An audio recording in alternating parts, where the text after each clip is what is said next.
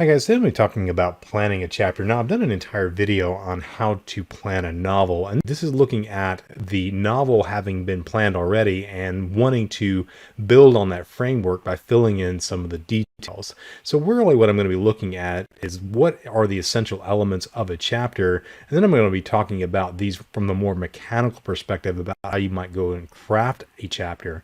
And I'm going to be using a chapter in my current writing project that I'm working on as an example of this, and I'm going to show you the process that I typically follow when I'm planning a chapter. So when we talk about chapter planning, there's really kind of three mechanical parts of a chapter that we really want to look at, and these are going to be the characters, the setting, and the narrative of that chapter. Whenever I'm planning a chapter, there's one question that I always ask myself, and I want to be able to answer this question quickly and succinctly, and that is, how does this chapter move the plot forward? If I can give an answer quickly and succinctly about the plot being advanced, then I think the chapter can work. If I'm giving answers that don't move the plot forward, then I probably want to reconsider that chapter or not include it at all. If I'm giving answers like this gives information about the character or this gives information about the world, I'm not doing anything to move the plot forward. I'm just giving information, and that's going to be boring and people aren't going to want to read that.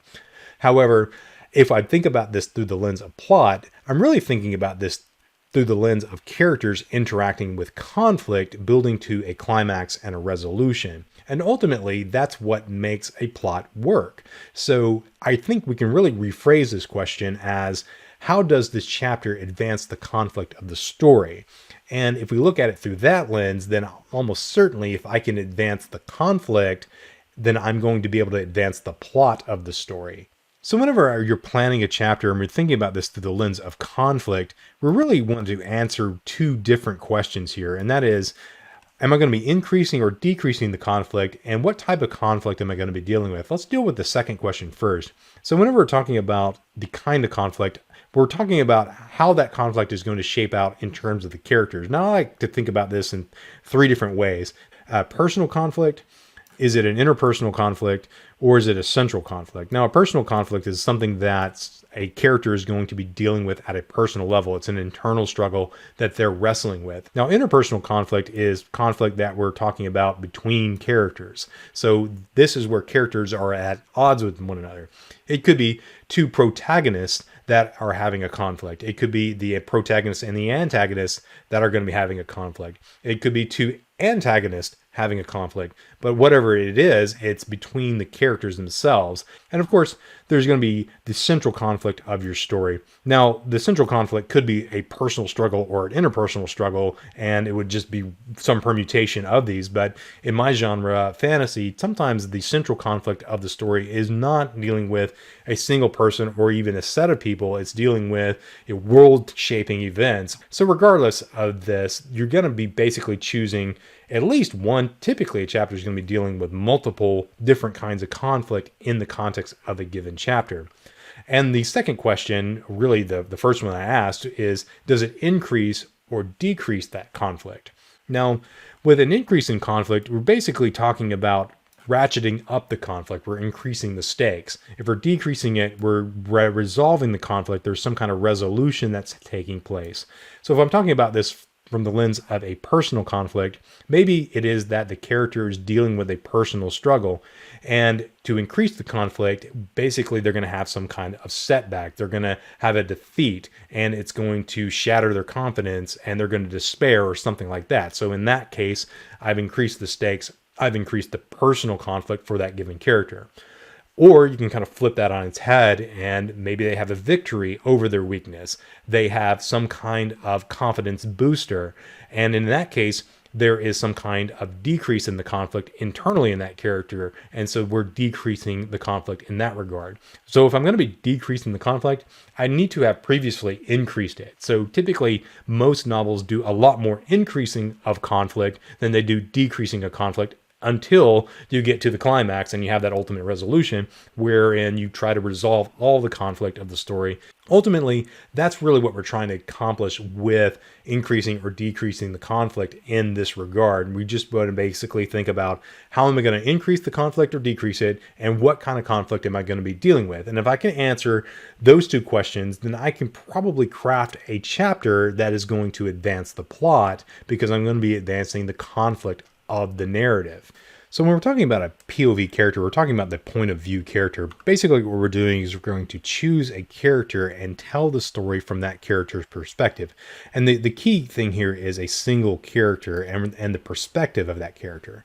Now this is not to be confused with the person that you're writing in. You can have a POV character that is written in first person. So in that case, what we'd be doing is writing the story as if the character was telling the story. So if the character is talking, they're saying, I said this, I said that. Or if they're describing their action, they're saying, I did this and I did that. Now, if we're talking about a POV character in the third person, it's where you have a narrator telling the story, but they're telling it through the perspective of the POV character, but they're still going to speak of that POV character in third person terms. He said this, he said that, he did this, he did that. It's okay to develop other characters in a given chapter, even if you're telling it through the lens of a specific character. You can still develop that character. You can talk about their arc, you can talk about their feelings, you can do all that, but don't do the introspection of that character. Rather, you want to do that through the lens of the POV character. You can talk about their feelings and stuff through things like their actions, their mannerisms, the dialogue, but the perspective is going to be from the lens of the POV character receiving that information and responding to that information that the other character is going to be giving. So if you're writing a chapter, sometimes it's okay to shift to another POV character. The main thing that you want to do is make the break apparent. What you don't want to do is drift. So what drift is where you start off with one point of view character, you're meddling around in their mind, you're seeing things through their perspective, and over the course of the chapter, you kind of shift away from their perspective to another without any clear indication where one stops and the other one starts. So setting is important to any story because it's where the story takes place. In many cases, a different chapter is going to have a different setting than the previous chapter, so you need to provide enough details in the setting of a given chapter to describe it, to allow somebody to imagine it. But you want to do it through the lens of the POV character, which we've already talked about. It's going to be what that character is going to be hearing and smelling and touching and tasting and all of those different senses that are involved in building the setting. Once you've done that, you want to be able to use that to shape the mood of the chapter. So include details about the setting that invoke whatever emotion that you're trying to communicate through the context of your chapter. And finally, if the setting changes, provide transition. So in a given chapter, and it starts off in one place, but as the character interacts with the world, they move from one location to another. And so you need to move that character along by way of some kind of transition. So with any kind of narrative structure that you get with a novel, we see that same kind of thing manifested in a chapter. With a novel, we have a inciting incident, we have building conflict or building action to a climax, and then ultimately a resolution. Now, a chapter doesn't necessarily follow that same narrative format, but it does have a structure to it that you probably want to think about, and that is a beginning, a middle, and an end. So the narrative of a chapter has beginning, middle, and end, so we need to think about it in those terms. So the beginning of a chapter is where you insert the POV character in the narrative that you're writing in the chapter. So we want to think about that. How am I going to introduce this chapter? And there's a lot of different ways that you can do this that are effective. One way is just to start off with action. So we immediately start off with the character doing something. It's an action-oriented statement. There is no transition from whatever that was going on before. You just insert the action right there at the beginning of the chapter. And then as that action unfolds, you kind of insert little bits about the setting until the full picture has kind of been completed. So that's one common technique. Another common technique is to use dialogue. So you insert the character right in the middle of a dialogue. So the first thing that the chapter opens with is some kind of speech. And then you have a little bit of dialogue sprinkling in something about the setting and what's going on there. Another common way to do this is to provide some kind of summary about what's been happening in the life of the character since we last saw them. Really, what you want to do is you want to try to focus on just providing some brief statements about the transition between the last time you saw them and the current context. And that way there is some continuity in your chapter and it doesn't feel disjointed.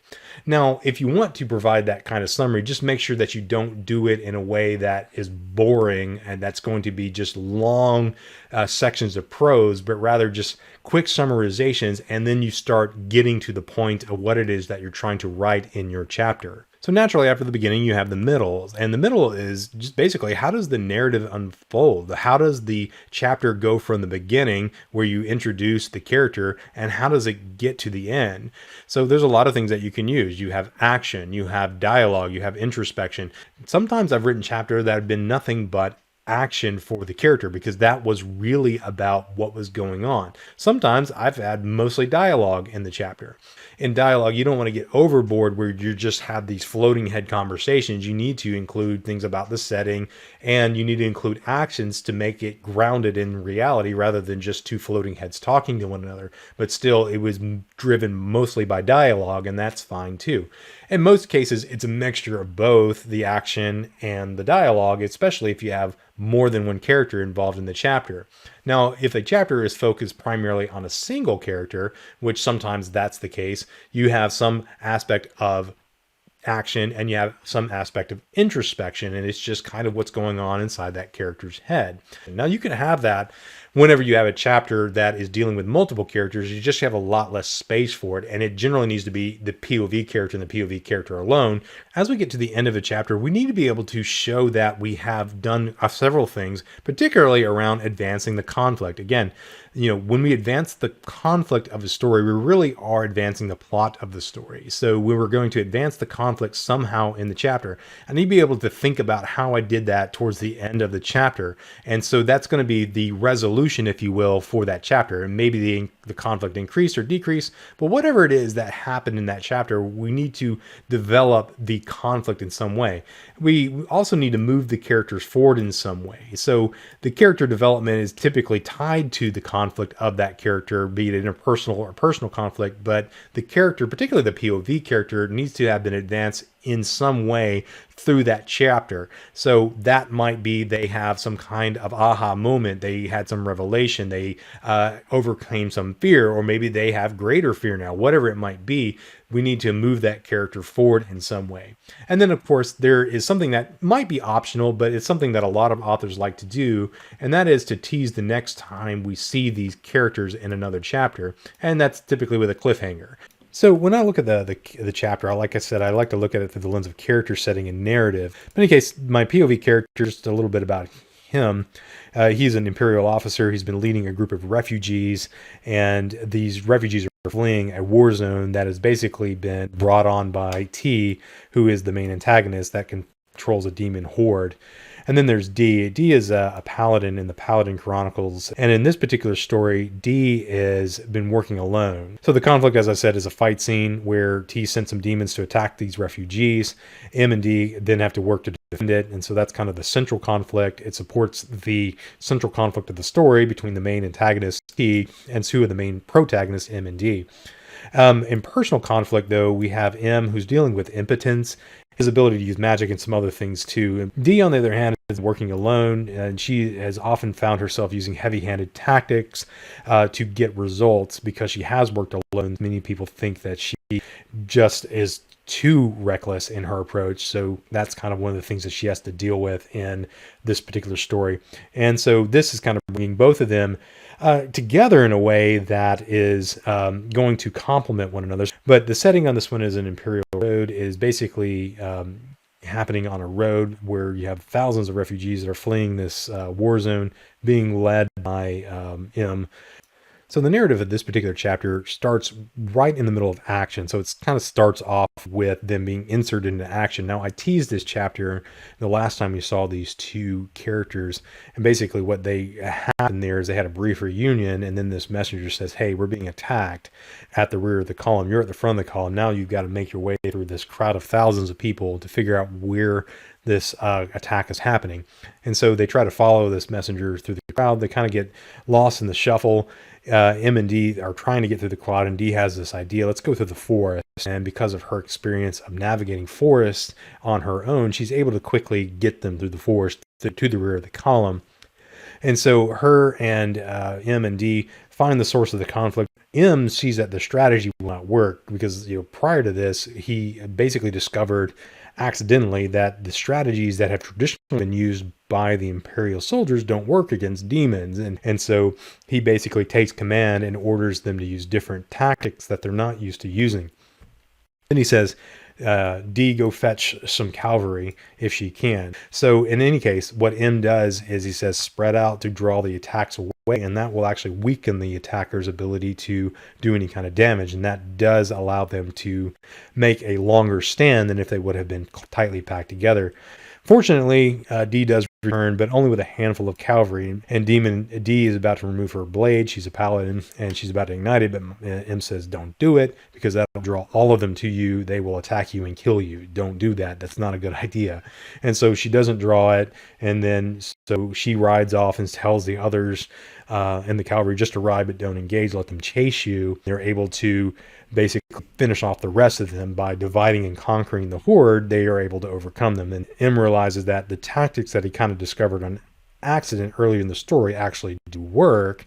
And D, on the other hand, she says she is actually sees herself working with other people for the first time in what feels like forever for her. To summarize, we've moved the conflict along, and the formality of how much you do in that is up to you. I typically do it pretty formally, like what we just saw, especially trying to identify who my POV character is, what the conflict's going to be, and then kind of crafting the narrative. And in that regard, now a narrative that's going to be more around dialogue, I'll actually plan the dialogue too.